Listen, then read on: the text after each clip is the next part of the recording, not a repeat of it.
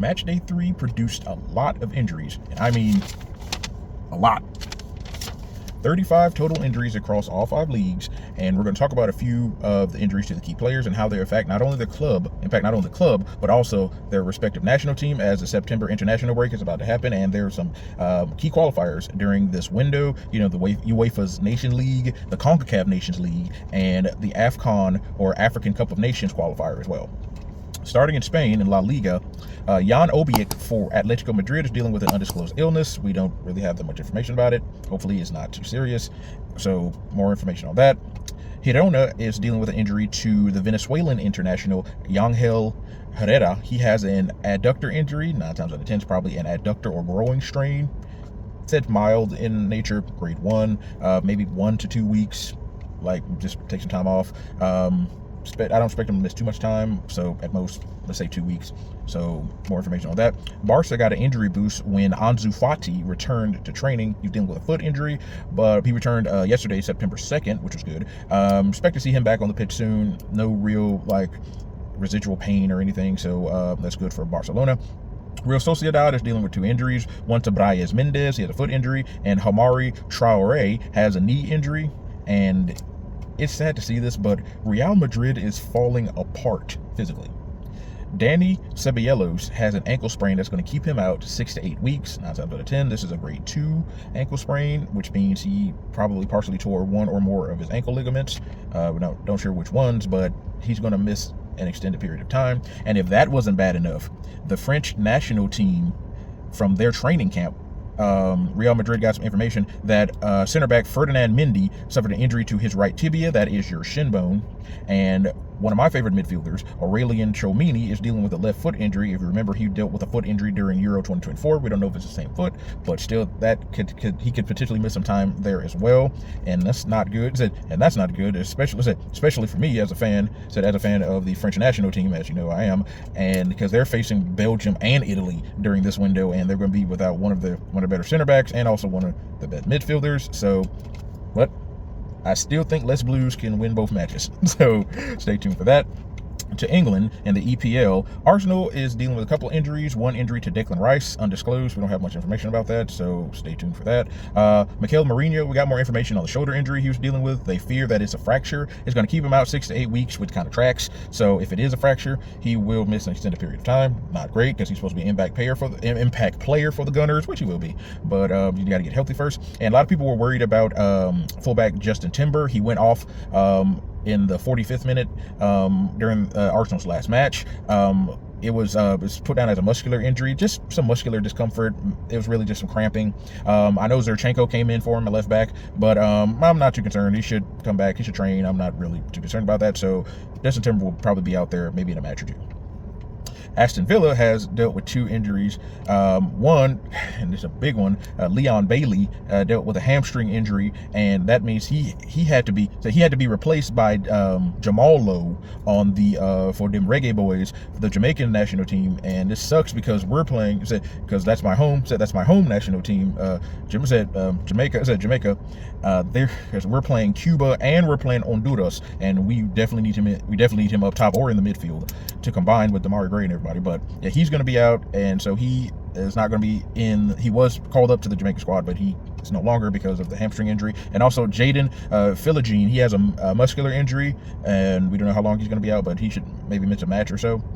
Brighton is dealing with 2 injuries. Joel Veltman, he has a hamstring injury, and James Milner has a hamstring injury. So two of their defenders have hamstring injuries. Chelsea is dealing with an injury to their right back, and you guessed it, another hamstring injury. Got to stretch those hammies before a match. But yeah, Malo Gusto, he pulled it. So he pulled it in their last match. Not too concerned, but still, a lot of hamstrings going around the EPL. The mighty Man City is dealing with a couple of injuries. We got more information about Savinho, the Brazilian international. He was dealing with a knee injury, potentially a knee ligament injury. We expect that he should be back because we need him on that left wing. We should be back, but they're still a bit murky timeline about when he'll be back. So hopefully we get him back soon. And Phil Foden had to withdraw from the English national team because he's dealing with a viral illness that caused him to miss a couple of matches, but he's still not completely over it. It's like his match fitness isn't where it needs to be because viral illnesses, they tend to linger. They sap your energy. We don't know if it's COVID or anything, but more information on that, so stay tuned. Newcastle is dealing with an undisclosed injury to the Swedish international Emil Kraft. He had to withdraw from the Swedish national team too. Not sure what type of injury it is, but it's severe enough that he had to withdraw from the Swedish national team. To U.S. men's national team fans, Noel Buck, who plays for Southampton, is dealing with a quad injury. Now, they said he was about to make a move to do the one-time switch from USA to England. Still no information on that, but he's dealing with a quad injury. He was not called up to either the English or the U.S. men's national team because of this quadricep injury.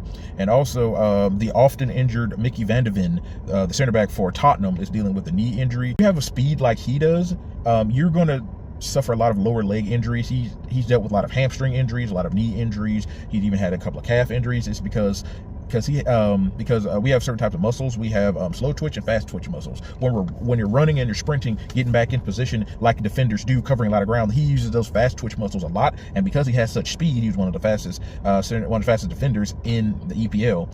Like, he suffers a lot of injuries, like many wide receivers in the NFL. They deal with you have the speed like Christian Watson, Tyreek Hill, Jalen Waddle. When you have that type of speed, you deal with a lot of lower leg injuries because you're utilizing those fast twitch muscles a lot. To Ligue 1 in France, not really too many. Kijana Hover for Auxerre, say that 5 times fast. He has an undisclosed injury. Anasis Zarori for RC Lens. He has dealing with a growing injury. We got more information. Growing strain. He'll be out for 2 weeks. Nice is dealing with an injury to the Canadian center back. Moises Bombito. He was not called up to the Canadian national team. I don't think he'll feature in the match versus the USA. So that would be a big blow to that back line for the Canucks.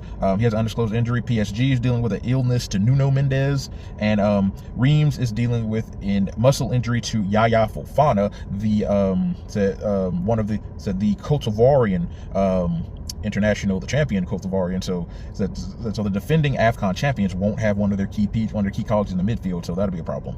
To Bundesliga in Germany, not that, only about 3 injury. Dortmund is dealing with an injury to their center back Nico Slotterbeck. He has a muscular injury. Heidenheim is dealing with the injury to the USA international Leonard Maloney. He also wasn't called up to the U.S. men's national team because of he has a back injury. He has a lower back muscle problems, so he won't feature in this window, and it'll be a little bit of time before he comes back to Heidenheim. And RB Leipzig is dealing with a head injury to Amadou Haidara. We don't know if it's a concussion. They just said head injury, so more information on that. And finishing up in Italy in Serie A, Inter Milan is dealing with 2 injuries to Alessandro Bastoni, the Italian international. He's dealing with a thigh injury, and he was not called up for the Italian squad. He won't be called up for their match against France, and I forget the other team who they're playing against in this window.